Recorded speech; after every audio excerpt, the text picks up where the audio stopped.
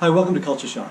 So I got into trouble this week, as I frequently do, this time for suggesting that retention's a terrible strategy, that it's a terrible idea, that we shouldn't spend the time and effort and energy and money that we spend on retention, because all it really means a lot of the time is that we get an outcome that we never wanted. We create a monster that we never intended to create. Because we're following just sort of basic, banal business logic, right? That it's more expensive to rehire and retrain and address all the errors that new employees make while they get themselves up and running than it is to keep the ones you currently got. But that only works if the ones you currently got are actually the people that you want. And that's never going to be universally true.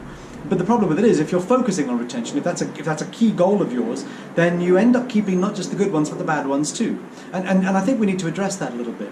See, there's such a thing as good retention. Good retention is you keep the people that you want, right? The people who are high-performing, the people who are excited about being there, the people who deliver really, really good things. And people do that typically because they feel like they're growing inside the organization in ways that please them, in ways that they want to be able to grow. And so they see the two-way street. They're people who like what they do and like where they do it and like who they do it with and like who they do it for, and they're properly engaged. And those sorts of people are great to have around.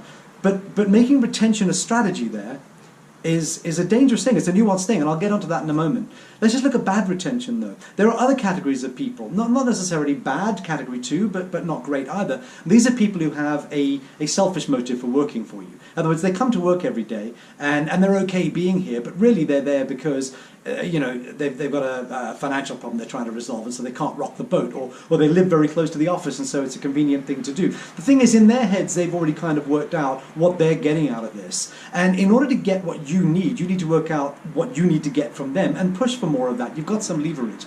Otherwise, trying to retain people like that, it's an imbalanced thing. It's not a two-way street. It's definitely a one-way street in their favor.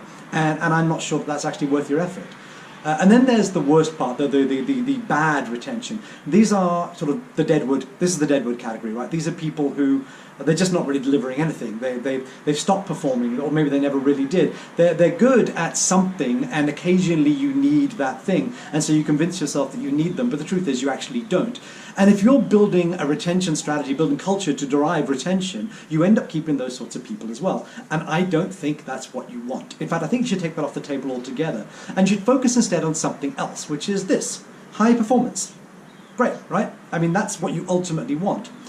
If you're focused on getting high performance out of people, you must accept that retention may, in and of itself, already fall by the wayside as a byproduct of that. Because high-performing people tend to look around, right? They don't last forever. They don't hang around forever. They're curious. They're interested. They're very focused on their careers. And it's unlikely that you can keep them forever.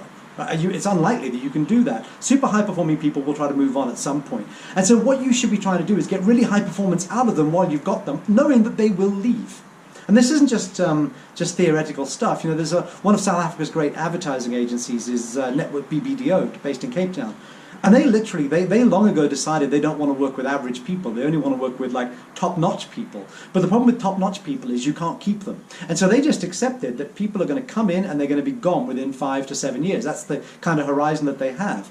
And they know that those people are going to go and leave, and they're going to go and start something of their own. But while they've got them, what they're going to do is they're going to be able to leverage all of that talent, all of that performance, and create some really great things. In other words, performance is the purpose of their culture, not retention. And I think if we start doing that, hopefully what we can do is we can move, that category of people who feel like they're growing and feel like they're excited. Maybe we can move more people, as many people as possible, into that category as often as possible.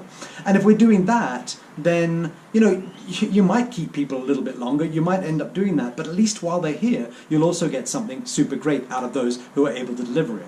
That's got to move you along. That's got to be a good business objective. And that's something that I think culture can absolutely drive, can absolutely help you create. So I think we need to look in slightly different ways. I think if we're focusing on retention, we're making a mistake. Focus on performance. Make that the goal of your culture. And you'll probably see your retention numbers go up anyway, ironically, but you'll certainly start to get the kind of results that you want more easily. So that's food for thought for me for this week, and I hope it's food for thought for you as well. And I wish you a very good week.